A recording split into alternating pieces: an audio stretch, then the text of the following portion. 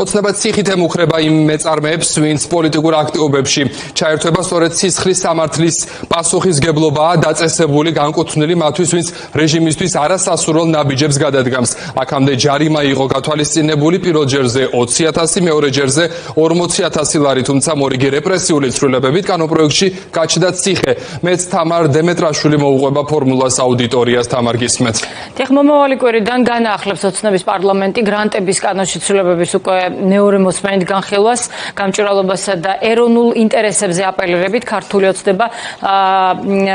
ოცნება ცდილობს სრულად აკრძალოს დამოუკიდებელი ფულის მოძრაობა ქვეყანაში და აკონტროლოს ყველა და ყველაფერი. ცვლილებები ოცნებას აძლევს ბერკეტს თავად გადაწყვიტოს, ვინ მიიღებს ფულს უცხოეთიდან გრანტებით და გრანტების ქვეშ მოიაზრებს პრაქტიკულად ყველაფერს, რაც კი საქართველოს მოქალაქემ უცხოეთიდან შეიძლება მიიღოს, მათ შორის ცოდნის გაზიარებაც კი. მთავრობის ნებართვის გარეშე ნებისმიერი აქტიურობა უკვე სისხლის სამართლის წესით დასჯადი ხდება. რუსული კანონი, რომელსაც ოცნება უწყინარ და მხოლოდ ფინანსების გამჭვირვალობისთვის შემოღებულ რეგულაციად ასაღებდა, 2 წლის თავზე უკვე სრულფასოვან რეპრესიულ და სადამჟელო ინსტრუმენტად იქცა მათ ხელში. ის ეხება ნებისმიერ ადამიანს, ვისაც კი რაიმე შეხება შეიძლება ჰქონდეს უცხო ქვეყანასთან და აქ რა თქმა უნდა ევროპა და ამერიკა მოიაზრება, რადგან რუსეთიდან შემოტანილი ფინანსები და შავი ფული ქართულ ოცნებას ნაკლებად ადარდებს. აჩუმებენ ბიზნესაც, პოლიტიკური აქტიურობის გამო ბიზნეს სუბიექტის დაჯარიმებასთან მეწარმეებს ციხეშიც გაუშვებენ. რამდენი წლით ემუქრებათ კომპანიების დირექტორებს ციხის საკანი, თუ კი მათი კომპანია მაგალითად რომელიმე პოლიტიკურ საკითხზე საკუთარ პოზიციას გამოხატავს, ეს მომავალ კვირას გაირკვევა, როცა კანონპროექტში შესაბამისი ჩანაწერი აისახება.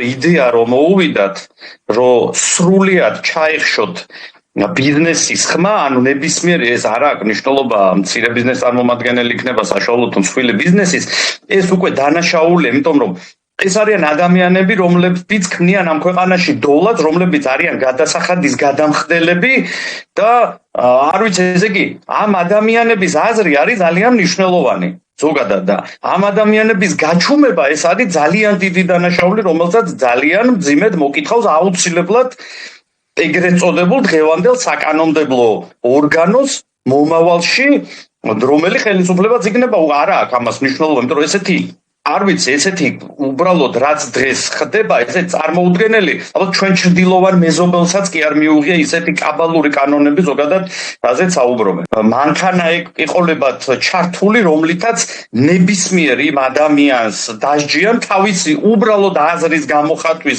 გამო. ბიზნესის წარმომადგენელი, რომელიმე არა აქვს დიდი, მსხვილი, მცირე, თუ გააკეთებს რაღაცას თავის ქვეყნისთვის, რატო უნდა იყოს ეს შეზღუდული? ვერ ხვდები ჯარიმა რატო უნდა გადაიხადოს და მე მით უმეტეს რატო უნდა იყოს სამართლებრივად დევნილი. მე ვერ ხვდები, ხო? ანუ აზრის გამოთქმის საშუალება არ უნდა ქონდეს. აპრილში ეს კანონი რას ემსახურება? გასაგებია რასაც ემსახურება.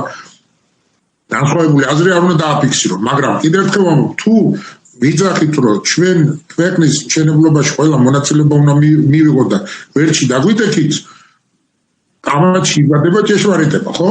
მარტივია. ამიტომ ყველა ჩვენი აზრი უნდა გამოთქვათ, ჩვენი გასაკეთებელი უნდა გავაკეთოთ და ამის გულისთვის მე კანონით არ უნდა ვიჟებოდა, ხო? მე ვერ ხედავ და ასაც ვერ პოულობ იმაში, რომ რა შეიძლება რომ გააკეთოს, თუნდაც ამისი მცდელობა და ალბათ აქ უკვე ხედავთ, რომ მცდელობა ამისი გააჩუმონ მოსახლეობა, როგორ უნდა მოახერხონ ეს.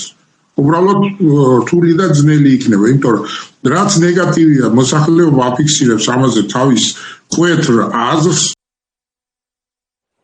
პირველი მოსმენით რეპრესიული კანონპროექტი ოცნებამ წინააღმდეგობის გარეშე 2 კვირის წინ დაამტკიცა, სამივე მოსმენით დამტკიცების შემდეგ ის ძალაში შევა და ქართული ოცნების პოლიტიკის გათვალისწინებით ოპონენტებიდან არავის ეპარება ეჭირო, ეს ცვლილებები მათ ხელში იქცევა, სწორედ სამოქალაქო საზოგადოების, ისე ბიზნესის და რიგითი მოქალაქეების კონტროლის მექანიზმად, თუ კი რა თქმა უნდა ამის საშუალებას ივანიშვილის პარტიას ქართული საზოგადოება მისცემს.